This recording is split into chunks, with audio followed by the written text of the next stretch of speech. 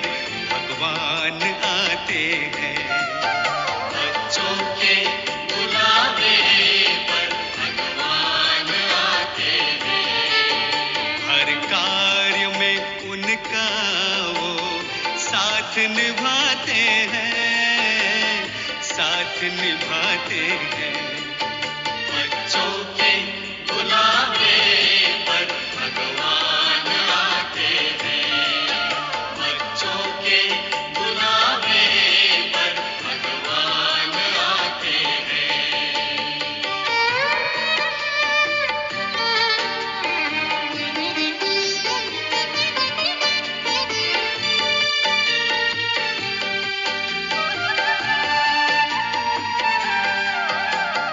प्रभु मिलन के खेल निराले देखते हैं नसीबों वाले। प्रभु मिलन के खेल निराले देखते हैं नसीबों वाले। एक बूंद के प्यासों पर वो सागर लुटाते हैं, सागर लुटाते हैं। बच्चों के बुलावे पर भगवान आते हैं। बच्चों के बुलावे पर भगवान आते हैं।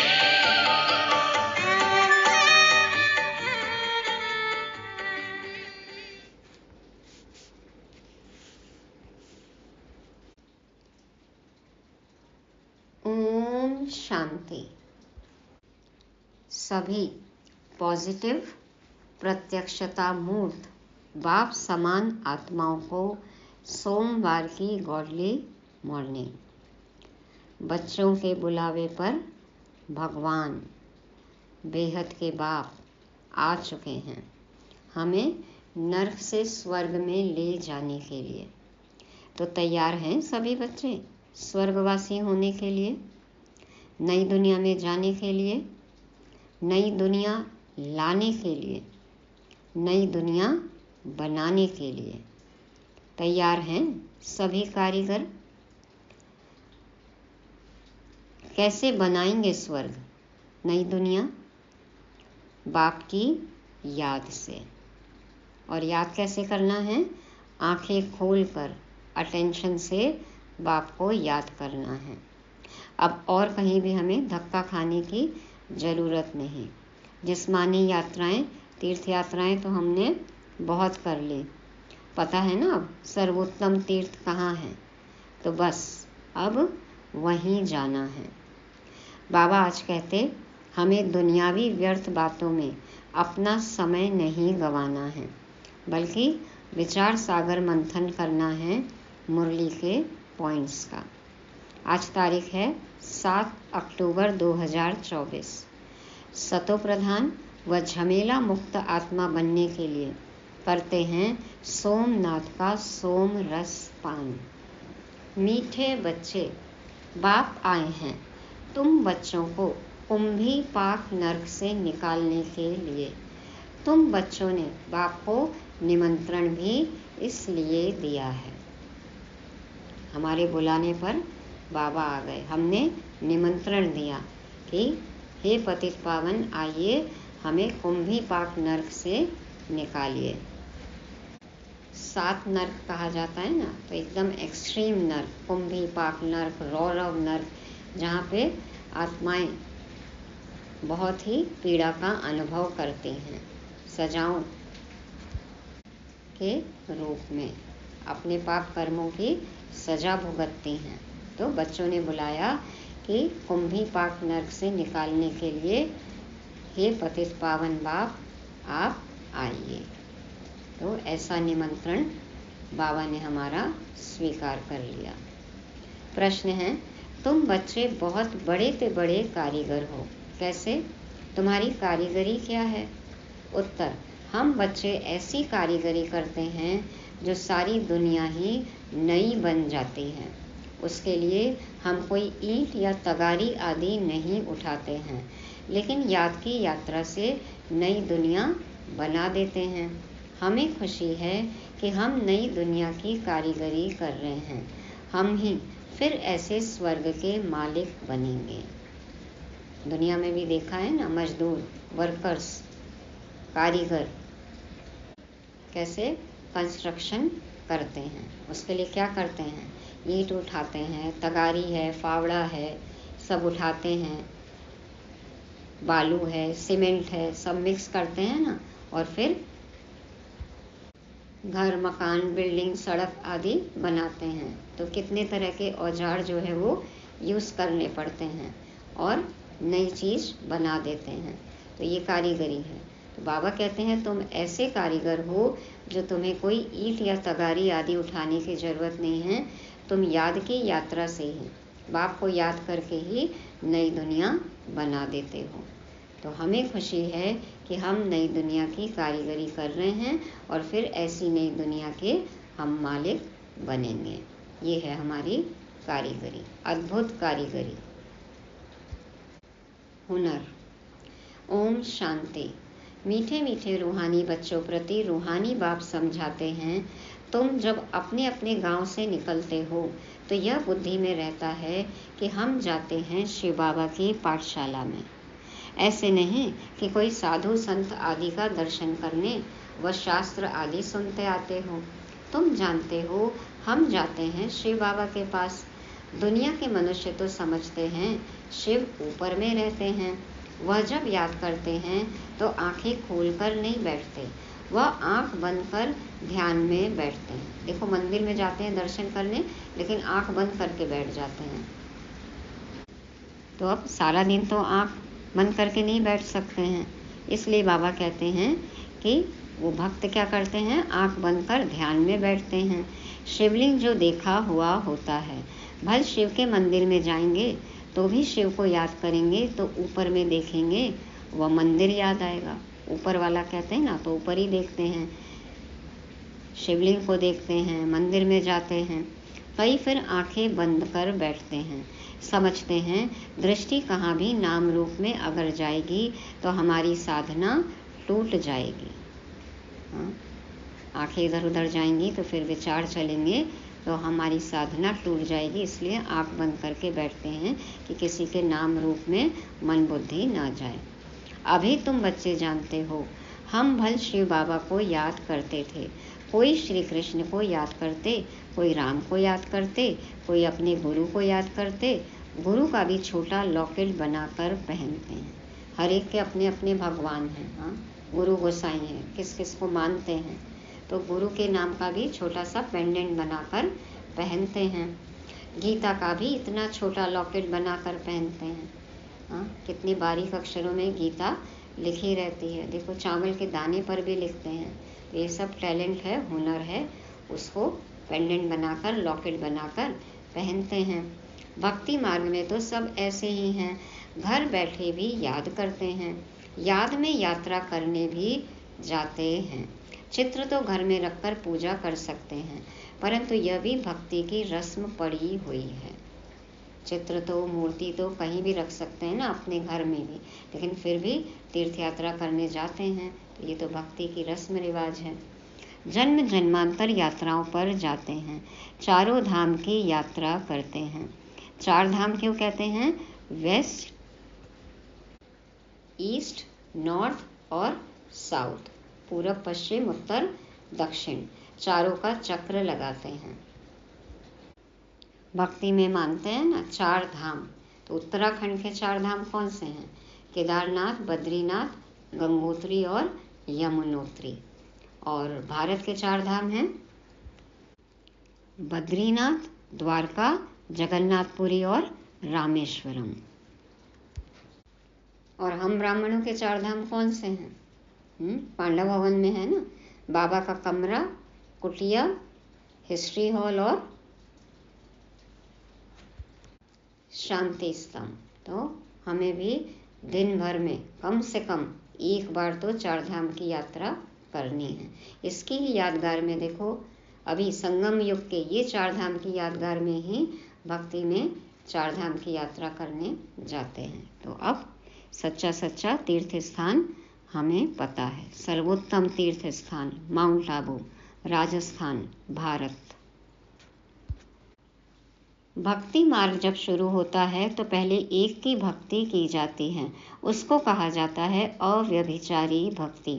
सतो प्रधान थे, अभी तो इस समय है तमो प्रधान। भक्ति भी व्यभिचारी, अनेकों को याद करते रहते हैं। तमो प्रधान 5 तत्वों का बना हुआ शरीर, उनको भी पूजते हैं। तो गोया तमो प्रधान भूतों की पूजा करते हैं, परंतु इन बातों को कोई समझते थोड़ी हैं। भले यहाँ बैठे हैं, परंतु बुद्धि योग कहाँ भटकता रहता है। हम खुद ही चेक कर सकते हैं, शरीर कहाँ है और मन कहाँ है, बुद्धि कहाँ है। यहाँ तो तुम बच्चों को आंखें बंद कर शिव बाबा को याद नहीं करना है। कब तक आंखें बंद करके बैठे रहेंगे ना, काम काज तो करना है और हमें तो कर्मयोगी बनना है। तो बाबा कहते हैं, जानते हो बाप बहुत बहुत दूर देश का रहने वाला है, वह आकर बच्चों को श्रीमत देते हैं। श्रीमत पर चलने से ही श्रेष्ठ देवता बनेंगे। देवताओं की सारी राजधानी स्थापन हो रही है। तुम यहाँ बैठे अपना देवी देवताओं का राज्य स्थापन करते हो। पहले तुमको पता थोड़ी था वह कैसे स्थापन होता है, अभी जानते हो। बाबा हमारा बाप भी है, टीचर बनकर पढ़ाते हैं और फिर साथ में भी ले जाएंगे, सदगति करेंगे। गुरु लोग किसकी सदगति नहीं करते हैं। देखो, देहधारी गुरुओं को फॉलो करते करते तो सबकी दुर्गति हुई पड़ी है। और गुरु लोग कहाँ पहुँच गए, कहाँ गति है अभी सबकी, पता ही है। तो यहाँ तुमको समझाया जाता है, यह एक ही बाप टीचर सतगुरु है, BTS। बाप से वर्षा मिलता है, सतगुरु पुरानी दुनिया से नई दुनिया में ले जाएंगे। इन सब बातों को बूढ़ी बूढ़ी माताएं तो समझ न सकें। मुरली के इतने सारे पॉइंट्स तो माताएं समझ नहीं सकती। देखो माताएं क्या करती हैं, गांव की जो माताएं होती हैं ना, थकी हारी आती हैं, घर पे काम करके सेंटर पे आती हैं और बस मुरली सुनी, झूमना चालू हो जाता है। अतीन्द्रिय सुख के झूले में झूलने लगती हैं और फिर लास्ट में मीठे मीठे सिकी लदे बच्चे जैसे हुआ, याद प्यार हुआ और दीदी ने पूछा, माता जी आज का क्या पॉइंट है, फट से कहेंगी, मेरे तो एक शिव बाबा, दूसरा ना कोई। ये तो सबसे सेफ पॉइंट है, हर मुरली में ये रहता ही है। तो देखो कितनी बूढ़ी बूढ़ी माताएं हैं जो मुरली के बहुत सारे पॉइंट समझती नहीं हैं। उन्हों के लिए मुख्य बात है अपने को आत्मा समझ शिव बाबा को याद करना है। हम शिव बाबा के बच्चे हैं, हमको बाबा स्वर्ग का वर्षा देंगे। बूढ़ी माताओं को फिर ऐसे ऐसे तोतली भाषा में बैठ समझाना चाहिए। यह तो हर एक आत्मा का हक है। क्या हक है? बाप से वर्षा लेना। मौत तो सामने खड़ा है। पुरानी दुनिया सो फिर जरूर नई बननी है, नई सो पुरानी। घर को बनने में कितने थोड़े मास लगते हैं, फिर पुराना होने में 100 वर्ष लग जाते हैं। उस समय में घर बनकर तैयार हो जाता है, नया नया रहता है और फिर धीरे धीरे देखो पुराना होता है। 100 साल पुराने बिल्डिंग्स देख ही रहे हैं, घर देख ही रहे हैं, उससे भी ज़्यादा है, सैकड़ों साल पुराने हैं। तो अभी तुम बच्चे जानते हो यह पुरानी दुनिया अब खलास होनी है। यह लड़ाई जो अब लगती है वह फिर 5000 वर्ष के बाद लगेगी। यह सब बातें बुढ़ियाएं तो समझ न सके, या फिर ब्राह्मणियों का काम है उन्हों को समझाना। मुरली सुनने वाली आत्मा कैसी है, उसकी समझ कितनी है, उस अनुसार मुरली सुनानी चाहिए। उनके लिए तो एक अक्षर ही काफ़ी है। अपने को आत्मा समझ बाप को याद करो। तुम आत्मा परमधाम में रहने वाली हो, फिर यहाँ शरीर लेकर पाठ बजाती हो। आत्मा यहाँ दुख और सुख का पाठ बजाती है। मूल बात बाप कहते हैं, मुझे याद करो और सुख धाम को याद करो। बाप को याद करने से पाप कट जाएंगे और फिर स्वर्ग में आ जाएंगे। अब जितना जो याद करेंगे उतना पाप कटेंगे। बुढ़ियाएं तो हिरी हुई हैं, सत्संगों में जाकर कथा सुनती हैं। आदत लगी हुई है इधर उधर भटकने की, सत्संगों में जाने की, किस्से कहानी कथाएं सुनने की, भजन कीर्तन की, जगराता करने की। तो उन्हों को फिर घड़ी घड़ी बाप की याद दिलानी है। स्कूल में तो पढ़ाई होती, कथा नहीं सुनी जाती। कोई यहाँ कहानी नहीं चल रही है, है हमारे 84 जन्मों की कहानी, लेकिन पढ़ाई है, बाबा पढ़ा रहे हैं। भक्ति मार्ग में तो तुमने ढेर कथाएं सुनी हैं, परंतु उनसे कुछ भी फायदा नहीं होता है। छीछी दुनिया से नई दुनिया में तो जा न सके। मनुष्य न तो रचयिता बाप को न रचना को जानते हैं, नीति नीति कह देते हैं। न ऐसा है न वैसा है, हम जानते नहीं कैसा है, इसलिए अब कहने लग गए अहम ब्रह्मास्मि, अहम शिवोहम। पहले तो फिर भी नेति नेति कहते थे कि हम नहीं जानते, अब तो खुद को ही भगवान कहते हैं। तुम भी आगे नहीं जानते थे, अभी तुम भक्ति मार्ग को अच्छी रीति जान गए हो। घर में भी बहुतों के पास मूर्तियां होती हैं, चीज वही है। कोई कोई पति लोग भी स्त्री को कहते हैं तुम घर में मूर्ति रख बैठ पूजा करो, बाहर धक्का खाने क्यों जाती हो, परंतु उन्हों की भावना रहती है। कई पुरुष जो हैं वो अपनी स्त्रियों को रोकते हैं ना, क्या जाने की जरूरत है, घर में बैठ के पूजा पाठ करो, चित्र रखो, मूर्तियां रखो। और कई तो ऐसे हैं जो कहते हैं कि मैं पति ही तुम्हारा परमेश्वर हूँ। अब परमेश्वर पति है या फिर पति परमेश्वर है, लेकिन भावना रहती है तो देखो जाती हैं तीर्थ यात्राओं पर, मंदिरों में। तो बाबा कहते हैं अभी तुम समझते हो तीर्थ यात्रा करना मना भक्ति मार्ग के धक्के खाना। अनेक बार तुमने 84 के चक्र काटे। सतयुग त्रेता में तो कोई यात्रा नहीं होती, वहाँ कोई मंदिर आदि होता नहीं। यह यात्राएं आदि सब भक्ति मार्ग में ही होती हैं, ज्ञान मार्ग में यह सब कुछ होता नहीं। उनको कहा जाता है भक्ति। ज्ञान देने वाला तो एक के सिवाय दूसरा कोई है नहीं। ज्ञान से ही सदगति होती है, सदगति दाता एक ही बाप है। शिव बाबा को कोई श्री श्री नहीं कहते, उनको टाइटल की दरकार नहीं, वो तो सदा शिव हैं ही, शिव बाबा। और मनुष्य देखो अपने आप को श्री श्री श्री कहलाते हैं। यह तो बड़ाई करते हैं, उनको कहते ही हैं शिव बाबा। तुम बुलाते हो शिव बाबा, हम पतित बन गए हैं, हमको आकर पावन बनाओ। भक्ति मार्ग के दुबन में गले तक फंस पड़े हैं, दलदल में फंस गए ना, फंसकर फिर चिल्लाते हैं। विषय वासना के दुबन में एकदम फंस पड़ते हैं और देखो धंसते ही चले जा रहे हैं। वासना की, हद की कामना की, हद की चाहना की दलदली है ना। सीढ़ी नीचे उतरते उतरते फंस पड़ते हैं, कोई को भी पता नहीं पड़ता। तब कहते हैं बाबा हमको निकालो। बाबा को भी ड्रामा अनुसार आना ही पड़ता है। बाप कहते हैं मैं बंधायमान हूँ इन सबको दुबन से निकालने। बाबा कहते हैं ना मैं ड्रामा में यही पार्ट है कि मुझे आकर तुम्हें दुबन से निकालना है। इनको कहा जाता है कुंभी पाक नर्क, रौरव नर्क भी कहते हैं ना, रौरव नर्क, रव मना आवाज, रो, हर तरफ से देखो रोने की आवाज ही आ रही है ना, तो ये कुंभी पाक नर्क है, रौरव नर्क है, एक्सट्रीम से एक्सट्रीम होता ही जा रहा है। तो यह बाप बैठ समझाते हैं, उनको पता थोड़ी ही पड़ता है। तुम बाप को देखो निमंत्रण कैसा देते हो। निमंत्रण तो कोई शादी मुरादी आदि पर दिया जाता है, हाँ निमंत्रण पत्र भेजते हैं ना। आजकल तो देखो व्हाट्सएप पे भेज देते हैं, मेल पर भेज देते हैं, कितने सारे साधन निकल गए हैं। चलो इससे कुछ तो बचत होती है ना, नहीं तो कागज, पेड़, रिसोर्सेज, संसाधन सबकी बर्बादी थी। तो बाबा कहते हैं निमंत्रण तो कोई शादी मुरादी आदि पर दिया जाता है।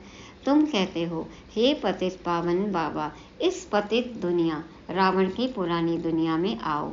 हम गले तक इसमें फंसे हुए हैं, सिवाय बाप के और तो कोई निकाल न सके। कहते भी हैं दूर देश का रहने वाला शिव बाबा, यह रावण का देश है।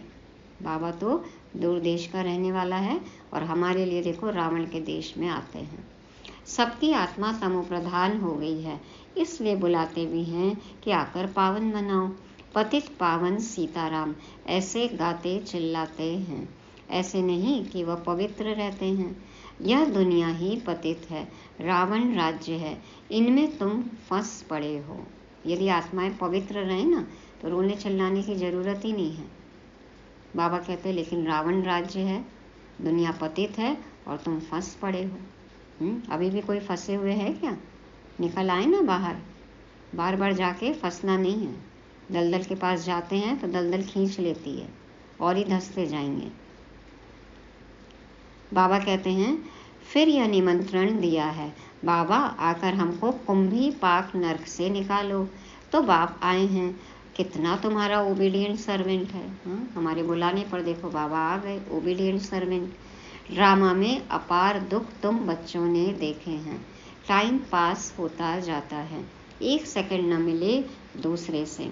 अब बाप तुमको लक्ष्मी नारायण जैसा बनाते हैं, फिर तुम आधा कल्प राज्य करेंगे, स्मृति में लाओ। ये सब पॉइंट्स हमें याद रखने हैं, विचार सागर मंथन करना है। अभी टाइम बहुत थोड़ा है, मौत शुरू हो जाएगा तो मनुष्य वायरे हो जाएंगे, मूंझ जाएंगे। हाँ, जैसे कि पागल हो जाएंगे, समझ ही नहीं आएगा कि क्या हो रहा है। हाँ, मौत का तांडव। थोड़े समय में क्या हो जाएगा, देखते ही देखते जो सोचा नहीं वो हो जाएगा।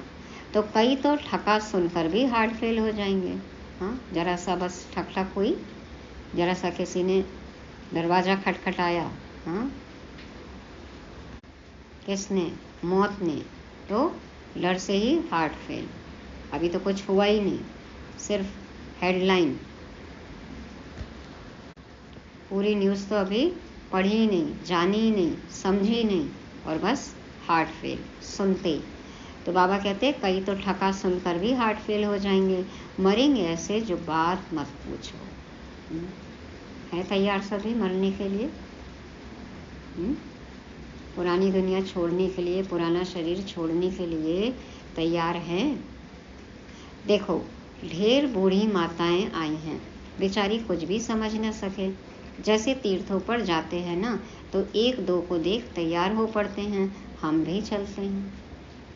कई बार परिवार वाले भी आ जाते हैं। बाबा कहते हैं जैसे तीर्थ यात्राओं पर कोई जाता है तो उनको देखकर और भी तैयार हो जाते हैं, चलो हम भी चलते हैं, धर्म का काम है, हम भी कुछ अच्छा धार्मिक कार्य कर लेंगे, पुण्य कमा लेंगे, हमारे पाप कट जाएंगे। तो इसी तरह से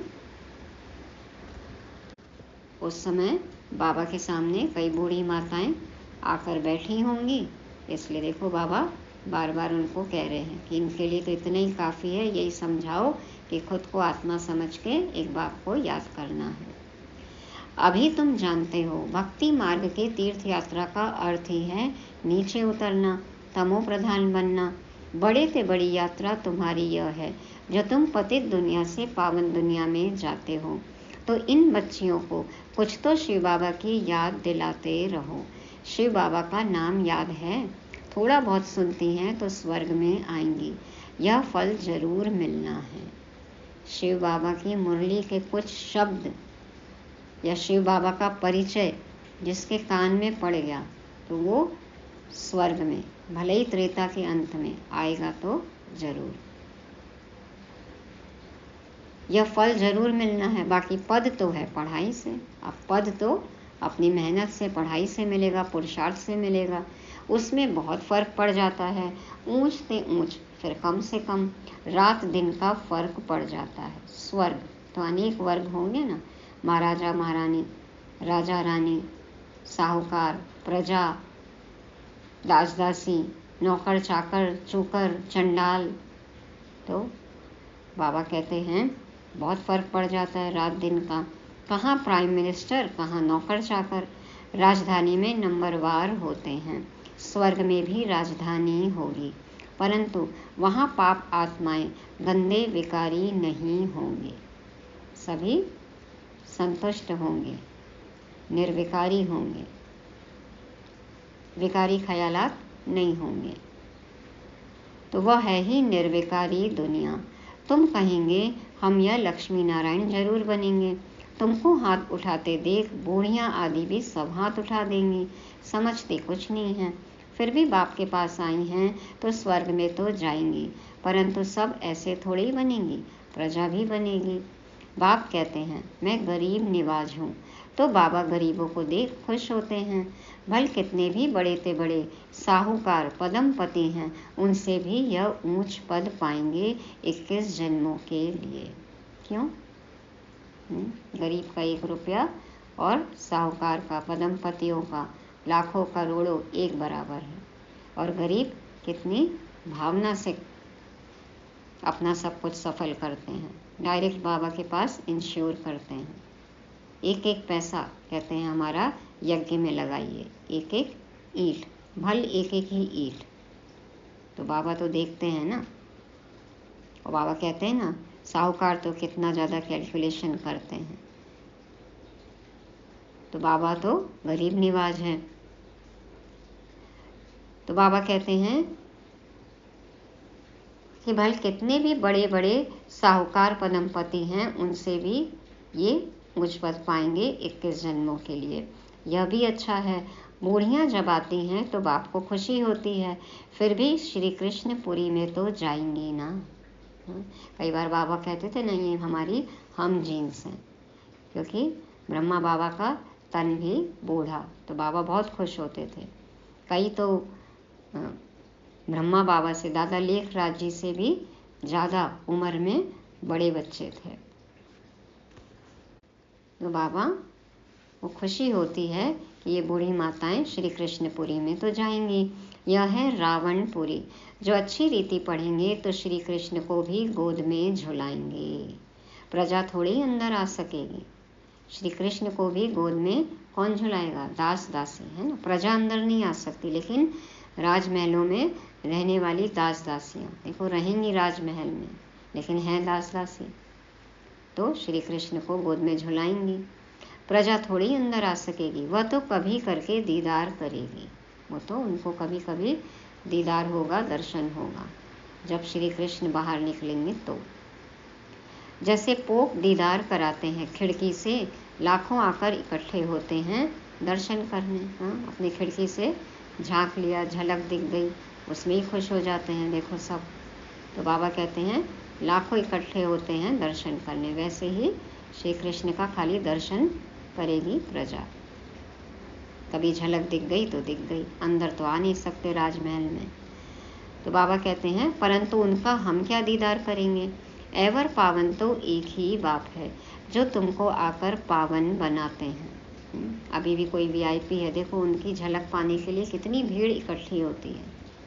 तो हमें किसी का दीदार करना है? खुद का दीदार कर लो बस, खुद और खुदा का दीदार। जिसने ये कर लिया तो हो जाएगा चमत्कार। तो बाबा कहते हैं लाखों आकर इकट्ठे होते हैं दर्शन करने, परंतु उनका हम क्या दीदार करेंगे?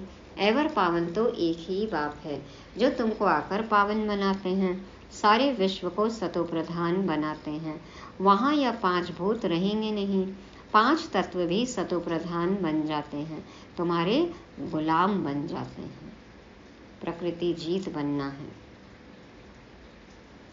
कभी भी ऐसी गर्मी नहीं होगी जो नुकसान हो जाए। अभी देखो कैसा भी मौसम है, क्या हम अभी भी कंप्लेन करते हैं, शिकायत कर रहे हैं, वर्णन कर रहे हैं? इसका मतलब प्रकृति जीत नहीं बने हैं। तो बाबा कहते हैं वहाँ तो ऐसी गर्मी होगी नहीं जो नुकसान हो जाए। 5 तत्व भी कायदे अनुसार चलते हैं, अकाले मृत्यु नहीं होती। अभी तुम स्वर्ग में चलते हो तो नरक से बुद्धि योग निकाल लेना चाहिए। अब क्या सोचना है, क्या वर्णन करना है इस पुरानी दुनिया का, पुराने संबंधों का? पुराने पदार्थ, स्वभाव, संस्कार, सबसे उपराम हो जाना है। यदि अभी भी नरक में ही बुद्धि फंसी रहे तो स्वर्ग का मजा ले सकते हैं? जैसे नया मकान बनाते हैं तो पुराने से बुद्धि हट जाती है, बुद्धि नए में चली जाती है। यह फिर है बेहद की बात। नई दुनिया की स्थापना हो रही है, पुरानी का विनाश होना है। तुम हो नई दुनिया स्वर्ग बनाने वाले, तुम बहुत अच्छे कारीगर हो। अपने लिए स्वर्ग बना रहे हो। कितने बड़े अच्छे कारीगर हो, याद की यात्रा से नई दुनिया स्वर्ग बनाते हो। है ऐसा कोई कारीगर?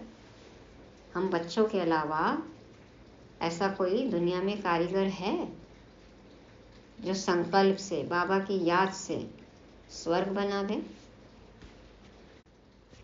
थोड़ा भी याद करो तो स्वर्ग में आ जाएंगे। तुम गुप्त वेश में अपना स्वर्ग बना रहे हो। किसी को भी नहीं पता कि हम क्या कर रहे हैं, क्या करते हैं यहाँ हम आकर सुबह सुबह। और दिन भर हम गुप्त रहकर गुप्त रीति से क्या कर रहे हैं।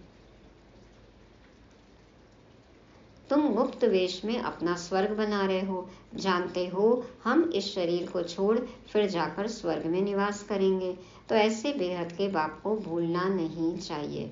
अभी तुम स्वर्ग में जाने के लिए पढ़ रहे हो, अपनी राजधानी स्थापन करने के लिए पुरुषार्थ कर रहे हो।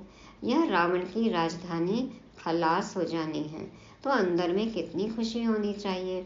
हमने यह स्वर्ग तो अनेक बार बनाया है, राजाई ली फिर गंवाई है। स्वर्ग में अपने महल का डिजाइन कौन करेगा? हम ही करेंगे ना, आर्किटेक्ट है ना हम। तो योग में अपने महल का डिजाइन तैयार करना है, मॉडल तैयार करो। बाबा कहते हैं कि ये स्वर्ग तो हमने अनेक बार बनाया है, राजाई ली फिर गंवाई है। यह भी याद करो तो बहुत अच्छा। हम स्वर्ग के मालिक थे, बाप ने हमको ऐसा बनाया था। बाप को याद करो तो तुम्हारे पाप भस्म होंगे। कितना सहज रीति तुम स्वर्ग की स्थापना कर रहे हो। पुरानी दुनिया के विनाश के लिए कितनी चीजें निकलती रहती हैं। मनुष्य ने अपने ही विनाश के लिए कितने सारे साधन इजाद कर दिए, नई नई इन्वेंशन। देख रहे हैं ना कि अभी साइंस के साधनों से कैसे विनाश हो रहा है। रोज कोई ना कोई उदाहरण देखने मिलता है।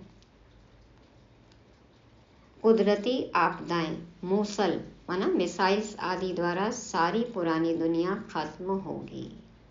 Natural calamities, missiles, bomb, nuclear war, India में सिविल वॉर, इस तरीके से सारी पुरानी दुनिया खत्म होगी। अब बाप आए हैं तुमको श्रेष्ठ मत देने, श्रेष्ठ स्वर्ग की स्थापना करने। अनेक बार तुमने यह स्थापना की है तो बुद्धि में याद रखना चाहिए। अनेक बार राज्य लिया फिर गंवाया है, यह बुद्धि में चलता रहे। और एक दो को भी यह बातें सुनाओ। सुनाने से क्या फायदा है, हमारा ही रिवीजन होता है। दुनियावी बातों में समय नहीं गंवाना चाहिए। चेक करें हमारा समय कहाँ जा रहा है, किसकी बातों में जा रहा है। बाप को याद करो, स्वदर्शन चक्रधारी बनो।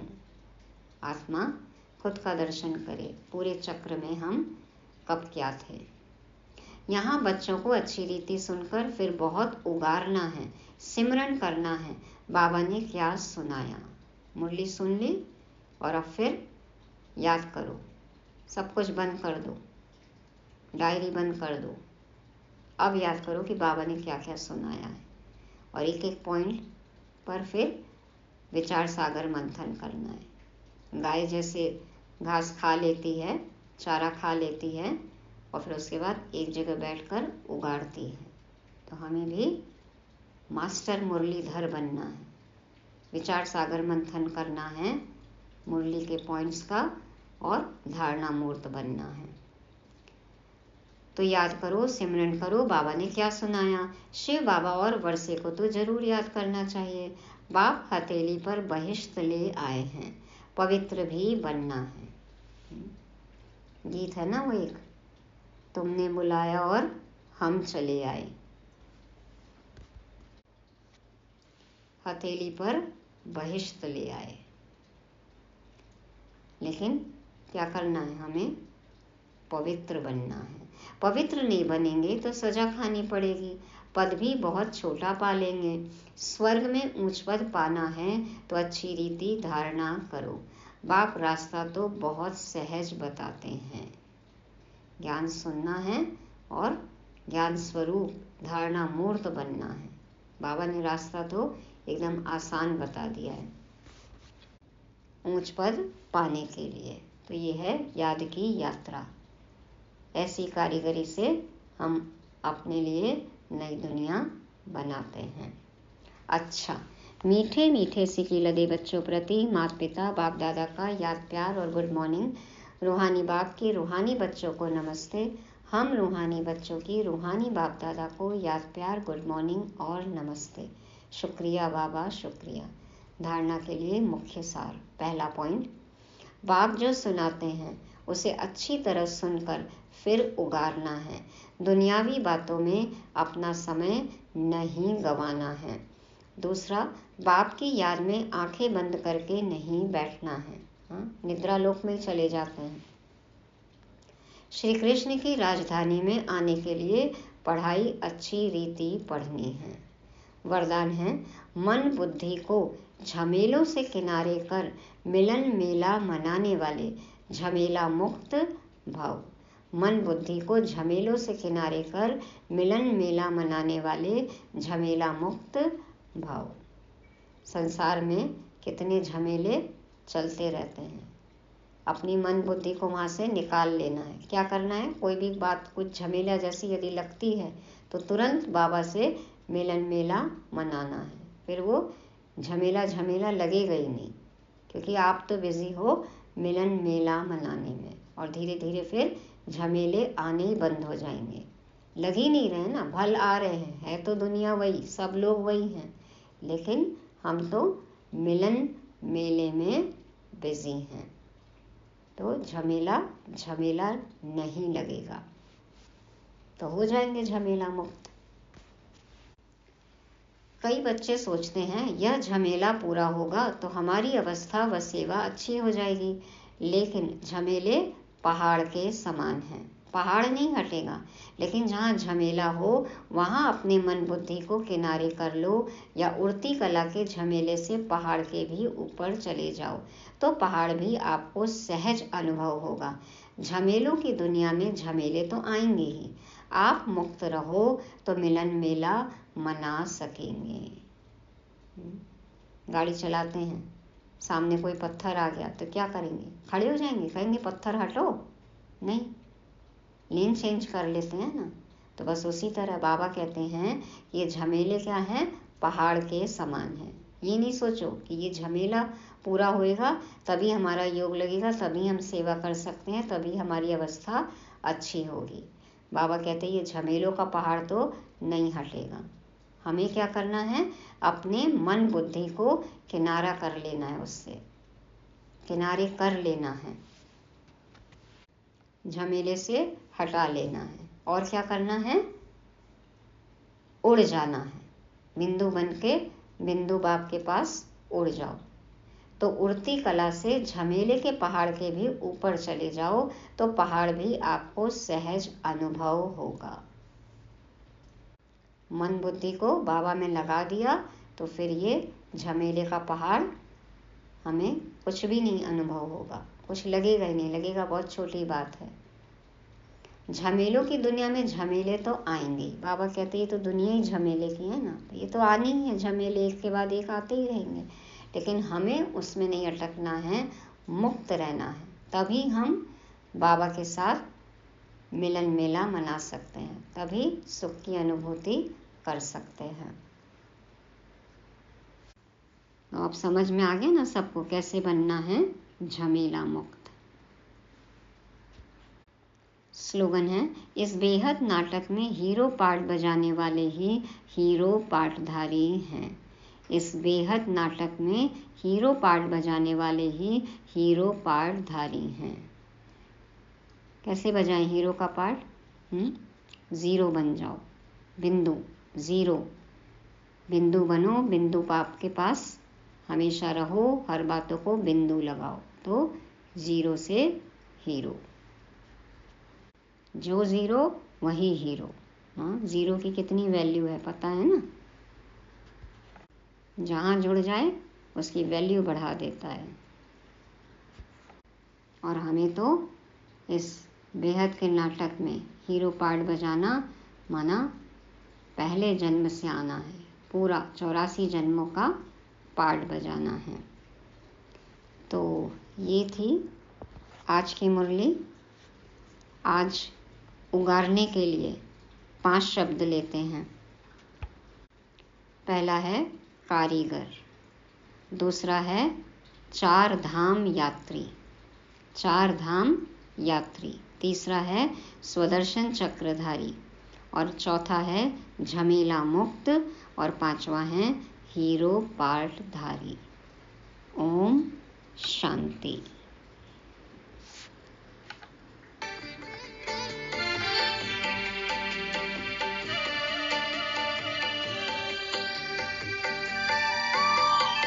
बच्चों में संकल्प जो आए, वरदाता ही भागे आए। बच्चों में संकल्प जो आए, वरदाता ही भागे आए। हर आशाएं पूरी करके वादा निभाते हैं, वादा निभाते हैं।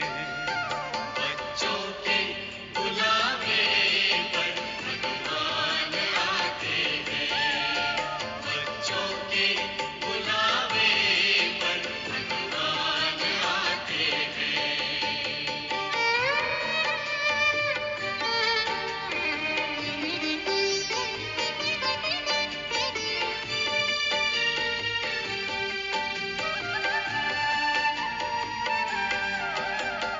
प्यार की डोर का खेल निराला, बंध कर आता है दिल वाला। प्यार की डोर का खेल निराला, बंध कर आता है दिल वाला।